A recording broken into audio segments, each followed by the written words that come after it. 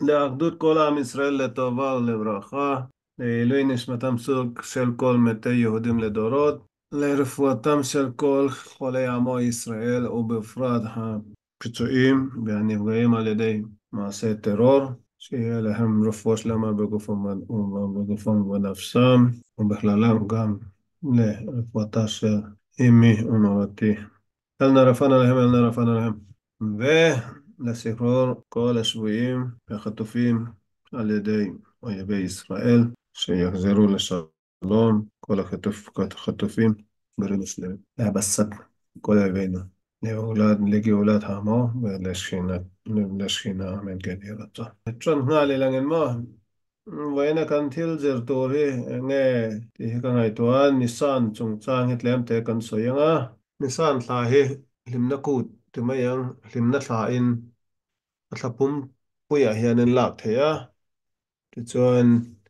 apoi mo ang reng chu thì mấy yang tuần lai à hiện in Rosh Chodesh Nissan na trang khan in birkat hailona ilanot kha soi nge nge angai ta a tu na pa la soi the re nga thiam je chu halakha dana chuan nia thingkung kha ara 8 lak chi thingkung chi ni sengin do oma chi khat ni ma sengin thingkung pan hi ni poina poilo wa ni ma senga par lai khan ni turania India lam a khan nge a nang ka shelo Israel lam a chuan in tun lai hi thingkung par lai ania adar atang khan a par tran to a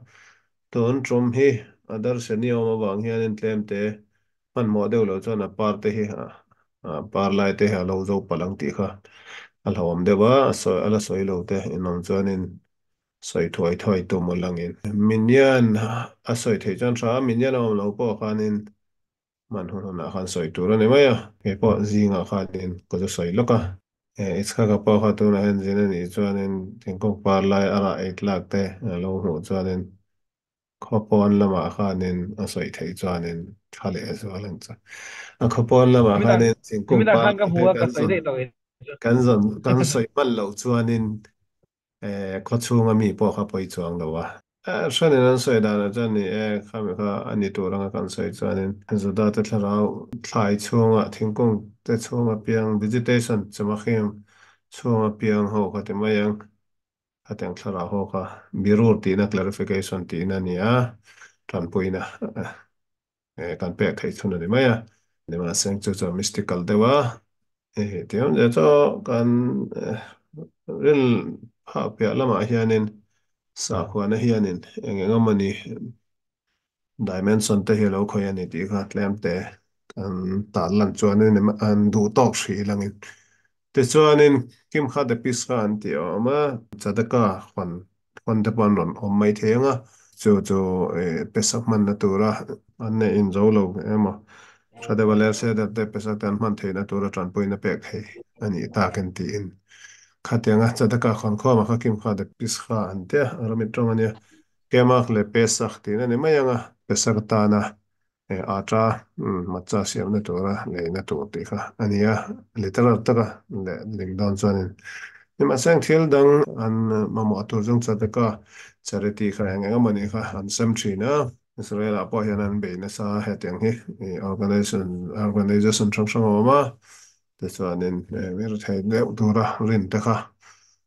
an rin te kha an ko khom emo ani la chuanin thil thot be kha a box in sem thin ani boisa khel khan ni lawa to alu te arsa te wine te matcha te le adang dang ma chi chuan pesak tlak na thla hi ni san ania pakhat lama chuanin ni a thlat pum hluma hianin a thlat luana hianin takhanun kan soi lawanga ti chuanin a hrenin parasan ni sin te pawh puan in inauguration an tihna namu puan te in thawi na kha kha khami portion kha an chiar anga sakharit zo a hian ti chuanin sabata gadol mam le anga sabata gadol ti am je chu pesak tlak ma sabata gadol ani anga kami a khanin sabat ro pui ti na ni maya sabat ro pui kha sabat jong na ro pui le ka ni ma sengin pesak dona sabat kha sabata gadol an ti na san cho pathianin thua pe sabat nia beram kha Israel fa te khanan la nga an khum bana khanen thua ranga te chan ai go ta ten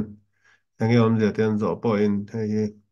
kan tal anga asa kan ei don in thoi na kan mang don ti te kha soi te kha lo ngai ta a diam je so beram kha ai gup ta te kha tan kha nin tuna vai ho ina bong an ni ta na thiang hlim pathian ang tlukan ngai ang kha nin ai gup ta te pathian pakhat ani a beram hi Taman chan mi rama anonga ram nei tu ten boyan manga an du an tha saka an du chan an fa pa te jong jong po in tla song na mi alovin lau nei mi alovin lau nei mi alovin an that top mai ania khatiang ram chunga oma khanin in pathian kan tal don han ti ngam na te pawh kha thil na me na ni lawa pathian in Israel fa te kha chan dam tla ka ni le ni lo chan him tla ka ni le ni lo a fiat thlang na pawh ani a rin na lama ka chan him turin du chan na ni point in ti tur chin a om in om na ram te pathian kha tal ngamin om lo tiam le cho siam cho pathian kha in phat san ngam angem keima he miron pom tak em ti kha a fiat na chi khat ani a taman chanin Israel te khanin hoi tak khanin pathian thopek ang chuan an ti ve ani maya ma sengin ai go ta te tan chuan in thin ur thlak khop maya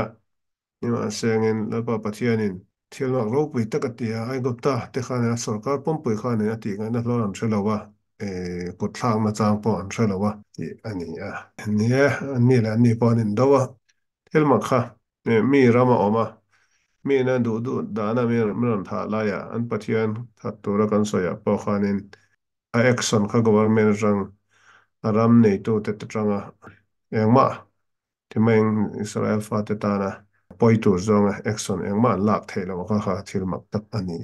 le tonga khami hria reng na kha ani a ten pa hala chuanin ni pesach hi halakha hi atam khopa chawang chan halakha pesach kha a pesach kut kha Judaism sel la shai dan dik taka man theina tura khanin rabai ho khanin an bet Knesset an khom na te khanin special salmon an nei thina te cha me poipo lemte ame poite po khanin an lo ngai poimo ma ti chuanin an ni po kha atam thei top ani pang khom thina khami ame poi in bang khom le a salmon po kha dang dai deuh lemte poi thu de ba pek ani bang khanin shabat hagadol min kha a fit le zuala a min khanin a mit le zuala tin sailam ti chuan ani chuanin te hian lemte beram tal chung changa khan karon so yanga nia beram an tal tura nia tiom de chu sabat atang khanin an lowa ni thum chung kha ni thum ni le chung nge besakan chu adona khanin an chu ma chi a khanin tal tura nia ti chuanin an beram te sen pa kha kon khar bianga de a chung a khanin a zala khanin ta tur ania pathianin ai gupta fatir te haron tha don huna he Israel fate ina ni ti ashian na turin ti ka ania saban hasa de mai kar hasa lama po khanin kan soi to in ka shiat lemte ti man de chom baram thi sana chan chu kha eme hian chiang ma ti chuanin ni kan nong tol deuh chuanin kan ron in ron chuana pa iskha ka po kha isak kan ti kha Abraham ka pathianin afa pa ngai lan turin asoi la ya khanin alan tum tak nge ni ma seng la pa pathian khanin ipasto thara fiat na irin na ka fiat na che ipasto tha ngai lawang tin ama ai o a in point na tur khan beram kha bol loka khanin thing buka alo ok te mayang alo tang kha mo ti chan kha lan ta chu it's kha ka ai po khan beram kha hlan alo ni ta ti am je chu kan nun na kan me sheng fin na hian ban phak lawa ran nong te ane an ti suala nga tengai me sheng te kan suala wangin ran nong ten an to kha nga tengai chu teng chu pathian du zawng ani ta ti kha zo na na me na ni lawa kham ya khan kan lu lawanga ni ma sa kan soi thei china chuan ni ran thisan kanan chua tisanin ke ni kha pathian thu kan hniala pathian thu kan oi lo wanga thitlak tur te kha wan thisen kha nen mi ron thlen fai the ni ti te kha ania ai nga po chu ni seng thisen chu kan nun na ania nun na exchange ang khanin akalani ni ma seng kan zo na kha zo na kan se ba ala ka la chang chuang lo wa anh chăn cho ok mình sinh ten suy là vàng anh tiếng nghe suy nên này miêu lo ran nung tên anh tổ phao anh tiếng nghe hay bắt hiện tụ giang anh thì khá kan sang chuang lo wa ok kan chun zom don cho nên ai cũng ta tên anh nghe beram kher kher cho anh biết nó chăn tụ khá Rabbi Hovin anh soi đana chuan Nissan thla hi pesak lak na hi spring season anh à thingkung te pa lai thlai te ron chawp thar lai hun vel kha ani awang khanin hei hi blooming season ani awang khanin coming blooming season kha ti mai anga season a hianin zodiac sign lam kan en chuanin astrology lama spring season kha nisan thla hi spring season atla a cho a zodiac sign a khan Aries kan ti hi ani a cho beram pa hi ani a ram Aries thì chuan khama khan man lai a chan hriat tur chu thing tlang ani lo chuan lo tho mi an nia tlang pia hian mi tam tak hi ti chuanin aram in to del na turin a poimo em chu aram in to del na tur a poimo em chu agriculture hi ania so man chuanin agriculture a thata ang lo chuanin an economy kha le bar zam na kha a thani mai anga so wang chan khatenga an ban nei na tura khanin tlon thei biak thei kha biak ko hian hre lo ba chan chu siam chu pathian be kan ti huna hianin hebrai tanga chan abada zara ania pathian ti lo ka van nei na tur le ka du thu sam mi ron ti puitlin sak thei kha ka be mai don ti kha ania tiam le chu a pathian tan enge arong ka bol sakang ti ni lovin pathian ayanga po chu ni sengin thing po ni seng lung po ni seng rc po ni seng van nge po ni seng ram hoi po ni ma sengin ka du taka hi ka hmu theina tur ani chuan a ti ti kan ti sak te ange ti hi hemi mindset hi an ne nei mihring tam tak hian so wang chuanin pathian tan ni lovin pathian an ti pa khanin ka du zong me ron ti sak ani thei don chuanin in hlan ro ati pon ka hlan anga in thoi ro hei ti ro ti pon ka tiang tiam le atom zo ka chu ka success le ka lot lin na kha tur khan ni zo da dai zema chuanin khateng khan ani lawa kan lot lin na le ka eng lo na wang khanin ni lovin nal pa pathian kha okay kan pa ani awangin min siam tu ani awang ha ke ma lok na le lak lo na kha ka ngai ven tur ani lawa nal pa pathian thu kha ko oi ringot tur ani mai ni as miron siam to pa ania chuwang chuanin a tho ko oi kha ka duty ani chuwang chuanin keima mi mal emo nam levela kan hlot len na chau ai khanin ama nuaya kun kha apoi mo zo ani cho zodai zemina thil alak dan ani abada zara kan te idolator ho hianin eng poni se pathian chu du bero ibit ber kha bero tuna hian hindu phe phe a chuanin idu chuan pathian kha i thleng kwal the a ima mo dana zirin idu i be the pachan chu pathian chu pakhadania alan dana sang ane ima mo ang zong pathian kha bia langin eng ma poina on lo ti te po kha ngai dan tlang poi te po lo ni the ya dai je ma chuan ni pathian chu pakhadania alan dan po kha thil chi sang in srina divine presence alang theya nima sengin athil siam kha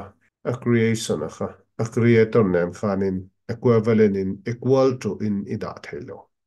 ti khane so chuanin athil siam ania asiam tu siam tu ani tu ani athil siam mangtang ka kha ama kha indirect in ron lang po ni ma sa thil siam kha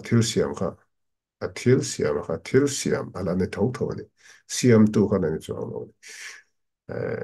chuan chuan khami hrilvia har deuh mai tlemte samzai tiat vel a in thlawna ti mai ang idolatry le judaism hi a in thlawna hi samzai tiat vel ani an ti chu tiam le chu kan rin a hian a in chhun ani ti ka hriat tu anin ang lutu a in thlawna hi tlemte ke mainut lutu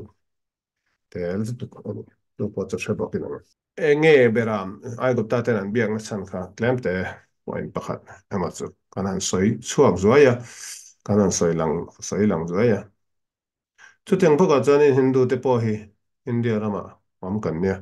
lo om to te kan nia thế cho nên anh tiếng nghe bát hiền tura emo sacred animal tura tura hiền en bong kher khanan thlan kan te chan bong pa ni bong pa bong bong anh tiếng nghe kan ti chan ni chan cho han soi da na cho nên sul kalaya ti char te talin han soi da na cho nên bong he lo tang kai khop me anh te tui po hi kan ena thế cho nên mấy tế hậu phê phê chân bong ép po hi fertilizer an manga in bang a te in chuat zut na a te an manga atang kai le lutuka chu man chuanin mo sit rual ani lo za na pek angai an tia so an za le lutuka pathian ang tlukin an ngai le khane maya tiam le chu an bong hi atang kai ema wangin chu daiti level a khan choice hang ani tani achan cho kan sort pui em alam kan tang kai pui em alam tiam da cho na chen ka sai ang nen kha in ngai ven le chuanin ka hlok pui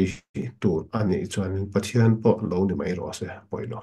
eng po lung po ni seng in thir po ni seng in lang po ni seng rc po ni seng ram hoi po ni seng in a poi lo tiang deuh ngai dan hi mihring te hian tlang pui in an lo ne thin ani tichuanin Israel fate chungta a po hianin magdeuh a hianin mosia hun lai a po khanin mosia an sinai muala chawa khanin ani turangin an beisei hun taka khana ron kil le lo mang khanin ama ai o thei tur froi tu tur pathian angan biak thei hial tur kha engen du thlan kan te chan bong no lem ani le zel Hindu te chuan bong nu an te bong pui an te ke ni Israel fa te khan in Bible me kan bong no lem kerala bong no beseda ani amak ang me kha kha mo se hun la khan aral lawa lal te hun la ya po khan in zerbo ama kan sianga khabo am le zerbo ama kha zadalal ram le Israel ramaron ke khanin zarabo ama kha kai shwai nan waya kan ti don nge Israel ram kha khani independent an ron hota a te am da da ram zada lal ram atang khan an peng chua ka zada lal ram a khan in zada le Benjamin khan mai anga adang ho chu Israel fa te chu minority an ni to a zada ram om kha ni ma se ngin kha kha le khabo am nuaya khan an oma Ako mana kan siar san don chuanin tuna ka soi chen sianga lal tele khabu pakhat na khanin ti chuan command deba kan soi don jan general deba kan soi don chuanin judalal ram kha juda tele Benjamin tam ho anya ti chuanin Israel nam som dang te kha Jeroboam kai throina nuaya a sangin Kingdom of Israel kan phunta ti chuanin Samaria so capital aten mang te te a Dalal Rama chuanin Jerusalem khaniranga David hun lai khan atang khan ti chuan Jeroboam khanin is a politics lama consideration political consideration aneya tiam je chu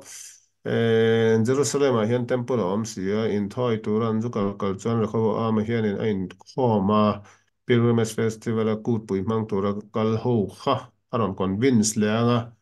ti chuan in tuna ka hnung zui te poi ka thlau palanga ti chuan ke po hen ka thi pha ange ka thi pa palange ti thin ngai tuana ril ru ane awang khanin a Israel nam som te kha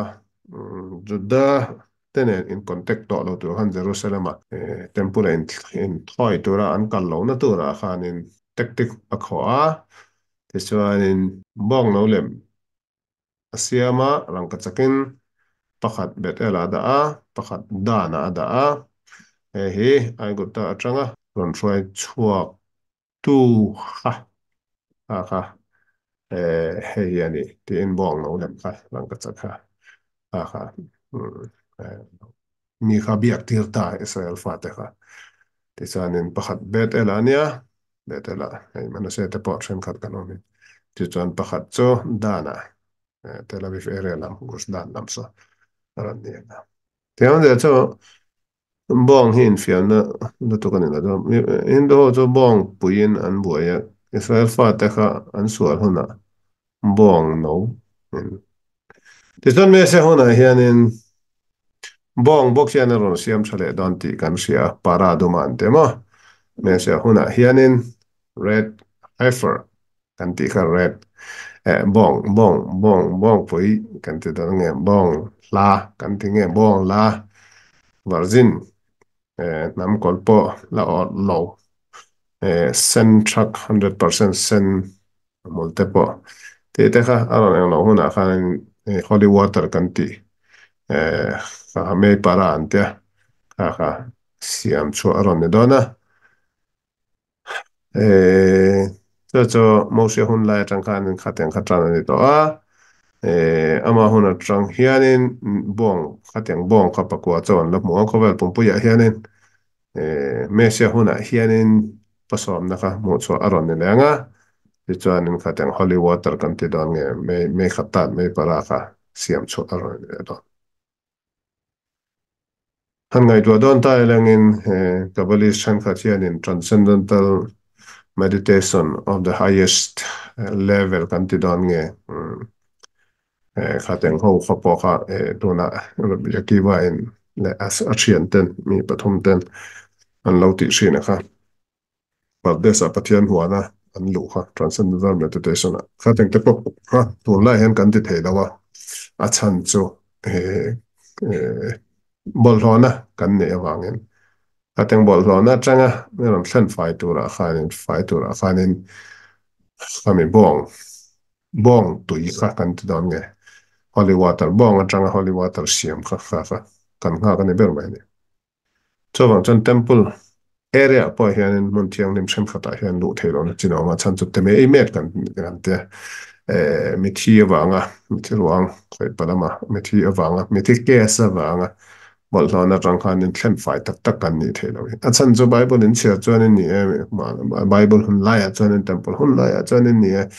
mi thi nei te po kha khateng tu ya khanin ani thum nia le ani sari nia ko hian khanin pui thiam khanin khateng tui ka a thin khum nga ya chutlo chuanin tum at me ta tang khanin an peng chuak lo lo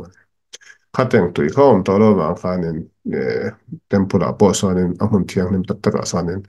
tum thlenga pa han lu ala thiang lo tiam ja jo atikun a rectification ka bong sen ka bong ka lo ni thau tho don chon bong hin fiam na ni lo khom mai ti ro ta nia ka tang kha an soi jom le don chuanin zol nei ni na lama te po ani nga ti chuanin masiat ben Joseph kan ti te po in lo sianga Joseph ti kan ti Joseph kan ti he ama he a symbol chu bong pa ani le zer mesenen mesia ni kwanen en kun kaina alam le chu del dona ta chuan so thu le do chuanin prophetic level so thu le non chuanin ni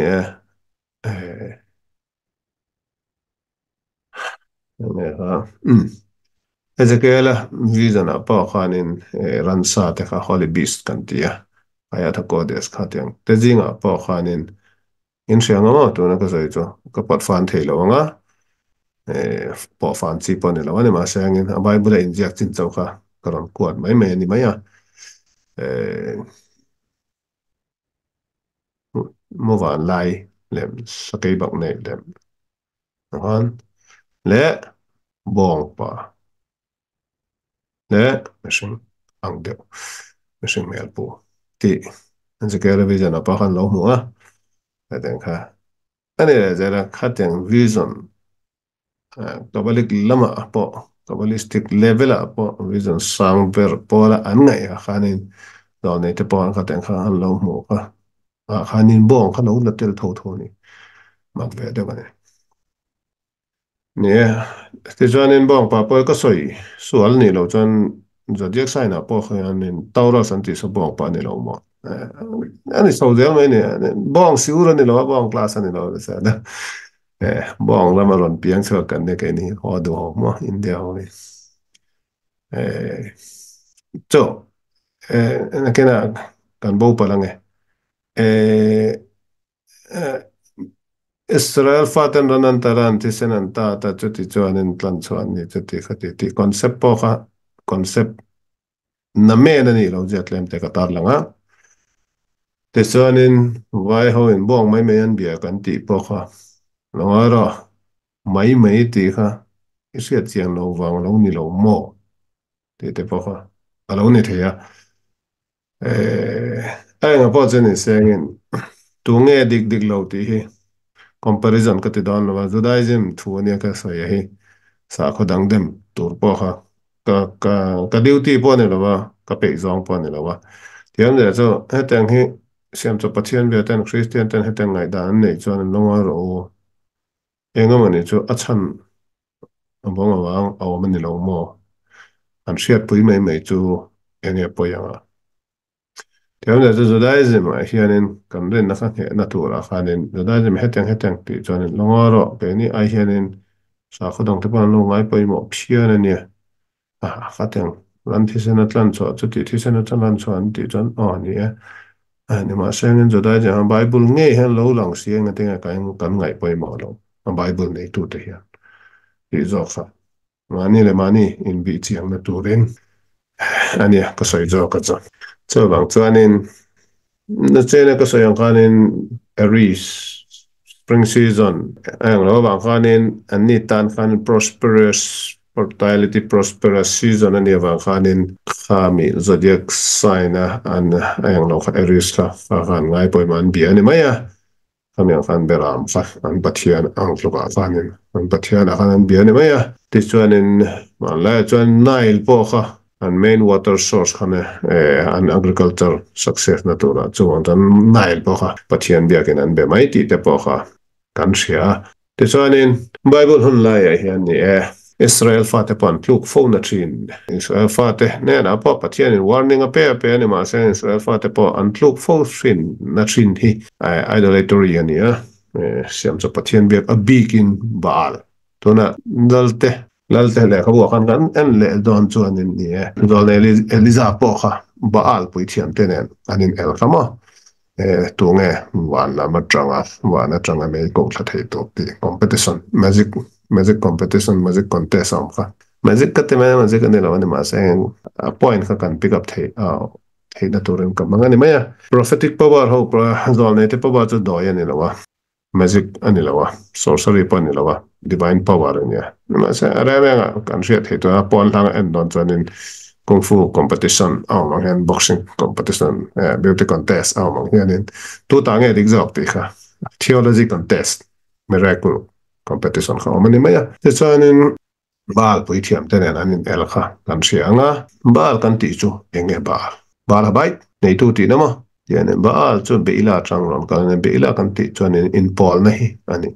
tiam ja so an soi dana chan shen hianin bal pathian hi tilung oina tura chuanin sex ritual hi an ti hrina turam nge kha ka hre to lowa ka lo chia to ani ma sen ka thengel to zon cho cho thei tho ani ma sen aram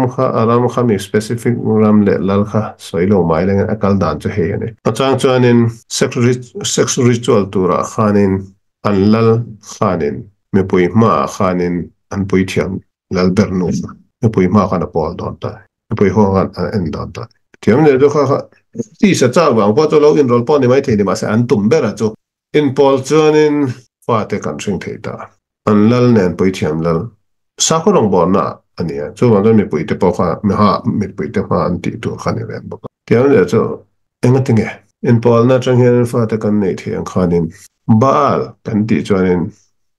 Bible shil fiaten dat mikra pasan ya Lord of fertility God of fertility ni chuan chuanin mei chia in en tir cho fertility hi ni chuan chuanin enge mani chu ti mayang anrin dana chuanin khari pathia ro chadewa sura alai kha chadewa ron ti nowa thaite chadewa don lo thlo te kha a hlo len thena to ra khan khami pathian khatlon ngai ti khane maya an ritual po kha section ya wang khanin ti sa chang na in fiam du te khan khatyang sa khorong bo na te kha sa khorong bo na po ni pathian rin na po ni nuam boxi ti zong khan lak chuanin man lai selfa te po kha khatyang thlem na tang khanin tam ta khan lo tlu thin bo ni tuna po hianin ni media te hidemin cinema te demin YouTube te lo te blue film te tu nge nang zo tak taka tu ra ba nge khaten kha du sa ka tu pastor nge khaten kha encourage sa ni ma sen tu nge nang zo ani ngai to teo tu nge technology om la an pathian thu sai don la cha en kim he technology in kha ani to technology cho hai du moi du ro ye me le hong a var ta se nge mani du ro zo han thun sak mai ang chu tu nge se lo tu nge mang lo en sa thiam pastor ten uire chalo chuti khati thiang lem na poimo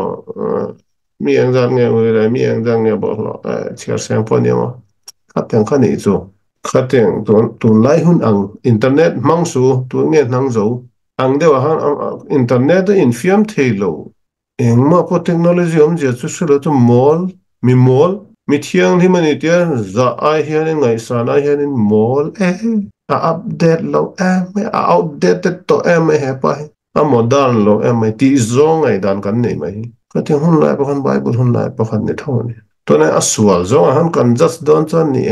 kan te kan dem mai the ni ma sa hun ta ka han jut la tai langin enge kan ni chuan han ka shemia lo to na pa ni news le la lan dan don se ta na bia te po hian en thana te pon ju be so han ju in sex ritual te pon na ne ya thi sen in te po te ti khati te po news ha te po ron chuan jup jup sin bible hun la thilam te kha la ral mi lo ton lai khovel chang kang na si an tuam bo tir mai mai ni ima sa atharau bol fa na le a kal phung kha ala re ani mi lo a me le thleng dang dai mai mai okay nga po chen ni seng in so bal pathian anti beram te biak mai bong te biak mai hi engma om lo infiam na anga lang hi atak tak zakani so an jang ke ni ta na poi mo chu pathian ta na kan ren om du chuanin pathian in pek tu zong na hi basic tu meron pe to thok theina ru tam theina e le ba sil le fen basic needs no le pa en le lo meron pek chuanin adang chu din shisel na adang chu amatan enge ka tho sak theyang kapa ani chuanin miron choilen to chuanin kapa chu ron chawin ron tarma sengin fapa fel ka ni chuanin enge alim nan alom nan ka ti sak theyang pa le fapa in ka relationship in nature so wan pathian fa in ngai chuan olal pa enge miron pe kang ni lovin olal pa enge ka ti sak theyang itan chu chu ni chu dai chu idolatry a chuanin ka du zong zong miron pe thei chu ka be mai katlan mai katlan la san chu ka du zong ka hu na turin chu chu ni en thlau na ka isia thiam tu mo so wan high level a judaism a hianin high level sang dewa pathian long e mo du chuanin pathianin miron threm lo na turin meidira tlak du lo na turin van ram ka kai the na turin khateng motive ne khateng chang na ma khateng thil long pu da ma pathian rong e bol kha high level la ni low level ani pathian rong bol ni pathian tan mirin o mai ni ma sengin ani na tur ang khai la thleng lo ani na tur ang tak e du chuanin ka pa hlim lo pa lom lo pa raw alom na tur chuanin ani chuanin adu zong zong asoi po ngai lovin kati sakang keima van ram keima van duai le van nei na kha apoi mo berani lo kapa lom lo fa kapa ne na kanin chan pal khani ka kapa chu pathian ani chu high level a pathian rong bol da chu teng thu chen ni ka soi chu so an chuanin pesak alaka a heading kha kan soi lenga ne pesak thale man na tura chan kan soya kim kha de pis kha tisan bongbel te poi atham le lo chuanin man sa de kha man du chuanin aksharat kelim ti kha pasel dan kha riat ngai lenga principle chu general kan soi dan chuanin kebal o ka bal to antia bongbel kan suane ma bongbel a thil kan da ma kha kan thil da te a tuina a hang na amole kul kha abel chunga du te ano chunga du te alo om thea bang na te kan manemo sa kan manemo ti khania ema sangin pesakun lai hen khamet rang in eitur an lo ti kha ania chawan chalen a khamet thil a khamet na a khamet thil a tang khanin kan bun bel pesak chunga kan man tur zong zong kha a fai thlak a thiang lim thlak anga ya khatenga ti thiang lim na kha a principle kha kebol o ka bol to alu dana zirin achunga alu dana zirin achuak tur ani ti na ni mai simple de ka le ding da cho ban chan general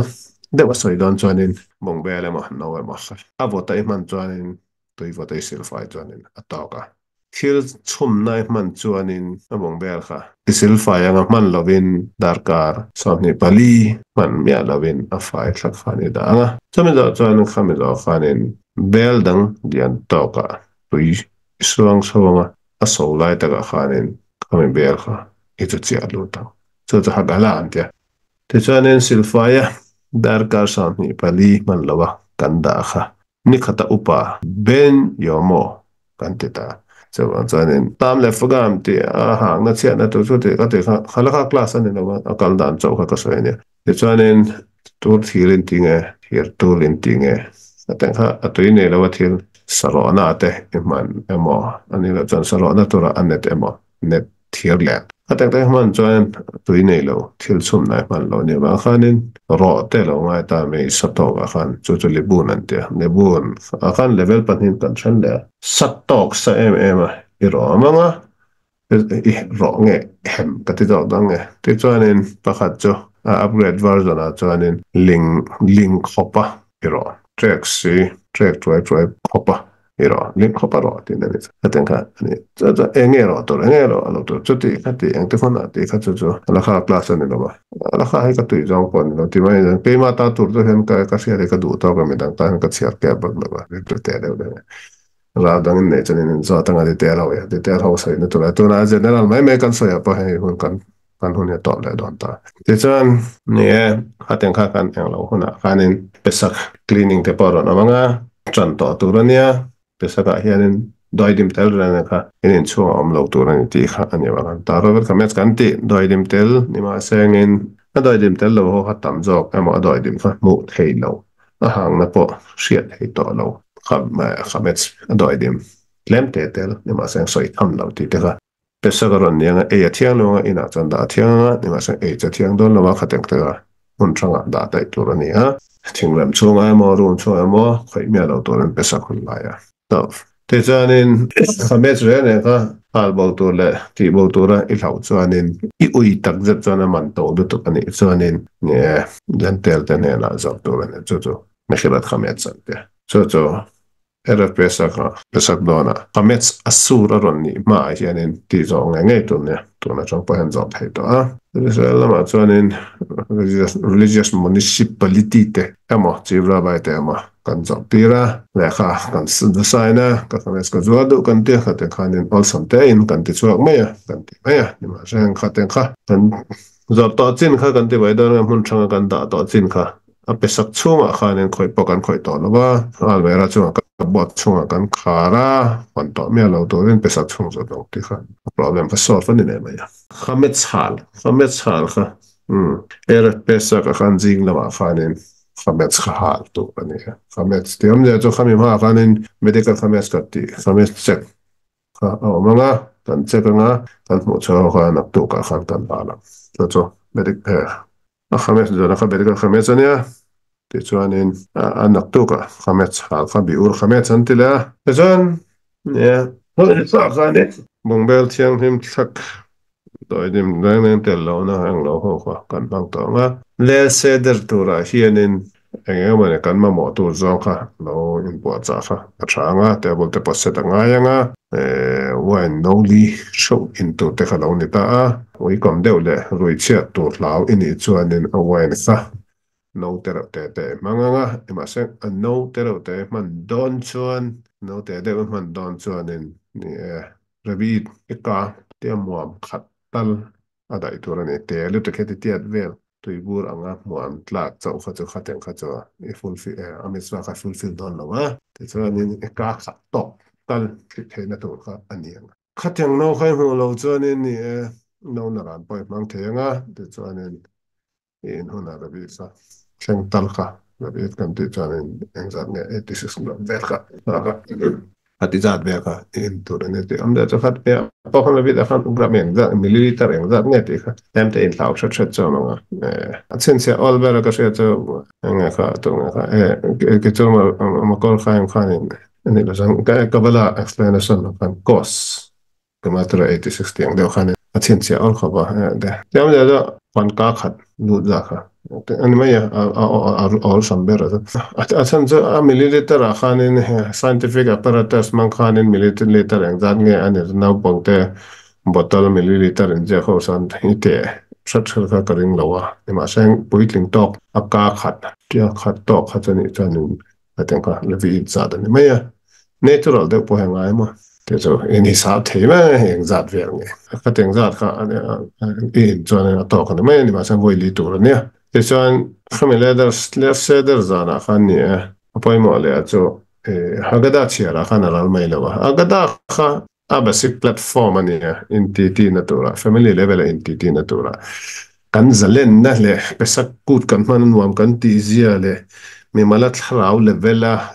zalen na te kha personal testimony te kha khama kha pesak to mana hian he kai he ka shiat pha he mi hianin ka zalen phain kai na sia ti a ni testimony in ti ti na kha ania abekin no pang ho in pat an la ke thale zawala achan cho in fate in chil chong zel turan in ti awang khanin rin na enge kan rin enge kan sa kwa na ti kha hetiang zana hetiang ni kwa te hianin a bigin la se der zana hianin fate na hlan chon na kha khami kha ania a main team cho a poimo bera cho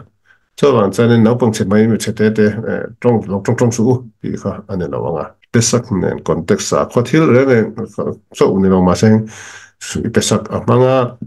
mà cha văn tùy về chẳng anh ai thì hậu tết thế nào bằng anh cũng đã nói gì là khăn nên bắt thiên thu ngang cái base anh khăn nên bắt thiên thu cho anh soi thấy lâu bỏ nên mấy thấy đi mà xem in nuam anh tiền na anh giờ lên na anh em mình anh feel đàn thế bao ta lần tiền anh ấy thắc sắc khát ra nó cũng sẽ ngoài rồi thì khá anh ấy là anh biết cái thằng vào thấy rồi thế cái nuôi ba mà là trong ngắm bằng đầu thế trong tiền thì cho force tu lên là convince tum tur anni poha ai gop ta chuak te jing a khanin nau pang tapon chuaka ei lor tapon chuaka chu man cha engen feel dan a chan cho ga da zana po khanin a ga da chia tur a bon soi tho ani zo na chang shelo an chuanin i chan pui tur ani ti te ti hian i zo sak tur ani a chan ti hian chu ti kha a guide ani a poimo bera cho anh tin nghe Israel bel cũng masa pesa cái man le tu na pesa cái man anh ra anh nghe imi mal pesa cái chút so van cho vô in za nên mặt sa de maror mà hiện ai gặp ta vô in za nghe ya hiện tuần za nghe ya hiện ai gặp ta chua san ang lo cái này ngay tu ra ni đi cái này cho ta cần soi to nghe cái sẽ là vậy time machine chung à chuang ta là nghe ai gặp ta hun lai khan itul hop hay mà tuần za na hiện ai gặp ta còn chua san ta đi tak i feel ngay này cho tôi cho nên pesat kha anh tu ra nghe mang nghe yam da i consciousness kha i khoshia na kha ai go ta e to thona nga ai go ta trong kha ni ron chuak to khateng feeling kai nei dum to khateng bo ro kha en chu a khanin i fa te ne en ko te ne khateng kha kham tiang sense kha cultivate to ne hem za he is a ta ta to so man so ne asa khwan he time machine ne mai time machine kan tim sia na to la ya han so function physical time machine ka so consciousness time machine ne consciousness dimension so na pa ni san ne ai go tan so san na ne ai go ta so san na pesa yang ating na sa takano kon sa month of redemption yang ating redemption temple te po sa kanaram dan ni sana inauguration po ni sana bo kan ni de dan ti te ka midrasa te po no so ito yang da ta pesak mai po hian to na ka so ang cho in set yang past present future am payan apuar kho ne achan cho patian kan biak bai om to om me ka le om zel to ani eng tik la po chatuan pathian cho yut ke va ke kan ti hawaya kan ti hu haya hu hove ve hu hiani ti hamle cho lo om to om me ka le om zel to cho man cho nen hashem melech hashem malach Hashem yimlof leolam bai. Pathian ro real to a real zel to an trong trai na ni chu. A pathian na khai lu chuanin a past present le future ha pakhata khanin I phuar khom. E do hono na past a zulu ro. Past experience feeling kha nei ro. E do hono na future experience mesia hun lai. Thi tholen huna. Gan eden ai thi zo. Kamitlen ma maybe shem hun. Thi tholen ai nga feel tum lo. Chuchani hun bi chung lama lenda. Pisa ni lo khoshia na consciousness level. Achan jo. Ithara ka. Pathian puya siamani. Pathian jo hun bi chung lama. Ani. Pathian fai ni chani. Hun bi nuai cho akhanin yom turan. Hun bi chung apo. Len zia khishia turan. Time is money ani lo. Chero. Time jo hi til ani lo. Time chung lama. Hun bi chung lama po hianin. Kan ni na. Dik tak he. Kan pathian nahi. A omani. So the thanks and the singing went on. Tadaraba. Salame.